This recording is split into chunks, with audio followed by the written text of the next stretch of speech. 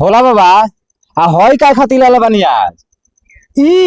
हाँ लेले बानी हाँ आज एकरा के बजा के हाँ। आ कहानी कहे अच्छा हैं जे लोग हंसत हंसत गिर जाई। अच्छा ऐसा कहानी सुनाइब? हाँ सुनाओ चालू करो तब। आई भैया होला बाबा बजा के आज कहानी सुनाओ तनी सुनी लोगी।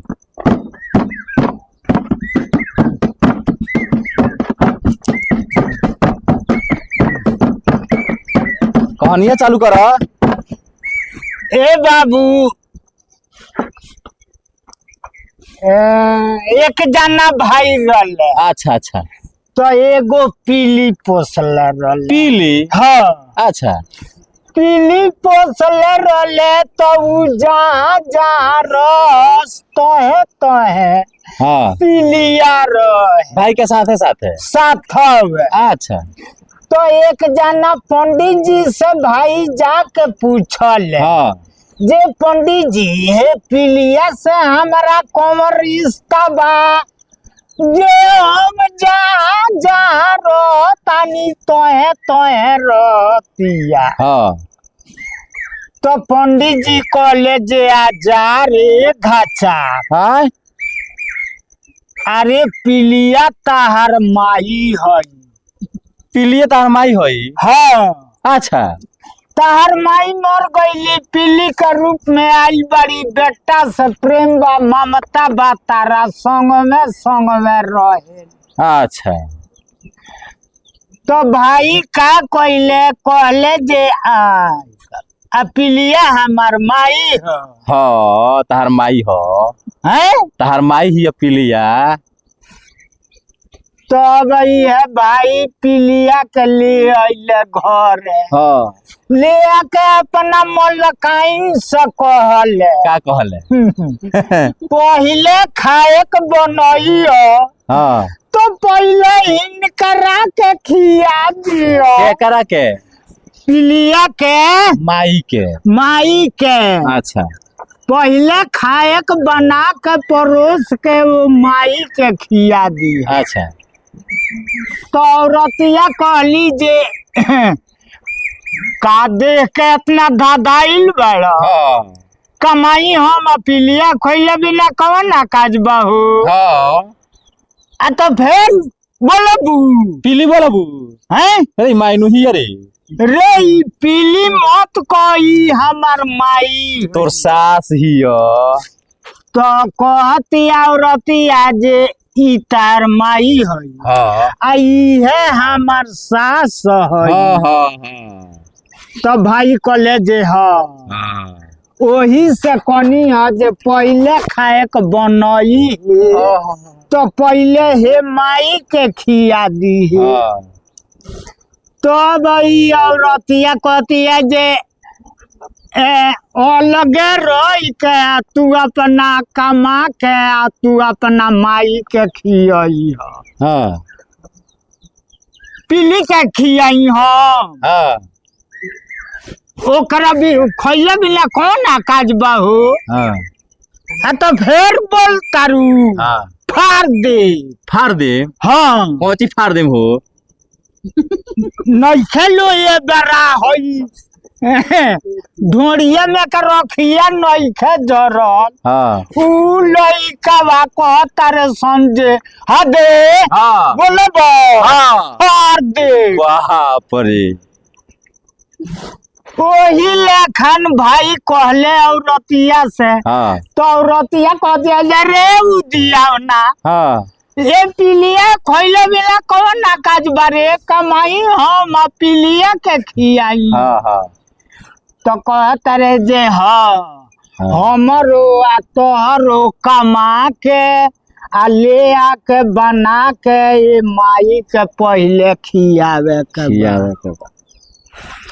अब जैसे सास के सेवा करे लालो। हाँ हाँ पहले के जमाना में सास के पतो सेवा करते। हाँ। लालो ये बेरे कहाँ हैं? हैं, इतना तेल घुस दिलो साल भर पर ना तो ओहो ना डेली लोबदी के सिंगारा बा। हाँ तो तो भाई है भाई अब औरतिया हाँ साबुन से पिलिया के मोल मोल के हाँ, आंगना नहवावे लागल सास समझ के सास जान के हाँ हैं।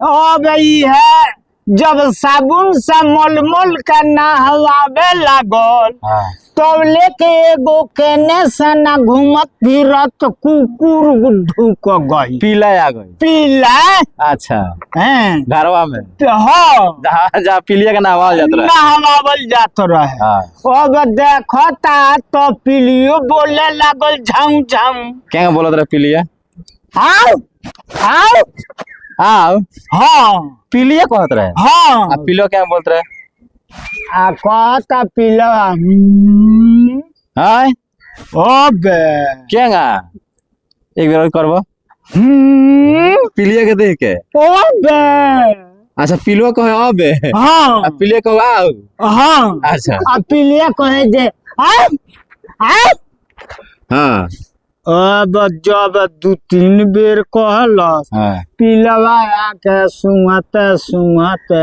ए बाबू हाँ दुनु दू माहे मुंह फेर लले सन झगड़ा कर से का हो झगड़ा कर लले सन अच्छा हैं। पिलो पीलिया दोनों हाँ पिलवा पिलिया दुनु हाँ आ दुनु माहे जब मुंह फेरले सन खिसिया के हाँ हाँ दुनु मुंह फेर लले सत औरतिया लजा के आगू तान के होने घूम गई ओ जो घूम कर पीछे वही जो घूम गई हाँ आ कहतिया जे आई बा हाँ तो भाई घरवा में खात रहले हाँ कहता रे जे खा रे कौनो बात बा हाँ तो कहता रे कहती औरतिया जे अब तुगरा तारा लाजो नहीं खा लागत का हुआ ही बा हाँ रे तो को का बात बा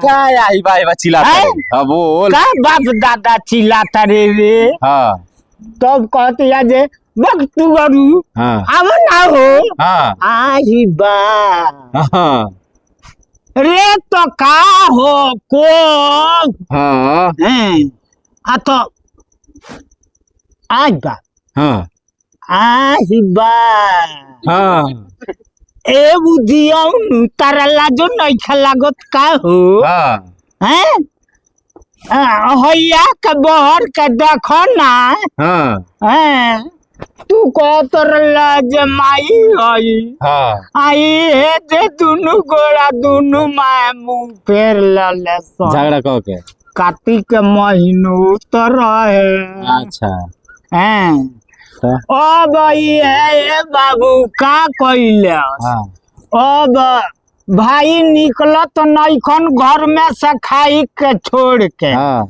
आ घरवे में से मौगी पर खिसियाता रे हाँ देखा हरे कोनो बात बा कौन ना हाँ आ तो ए टुअरू हाँ। रोज रोज तार माये नुआवत रली ह हाँ हाँ आज तार बाबजियो नुआई बड़े हो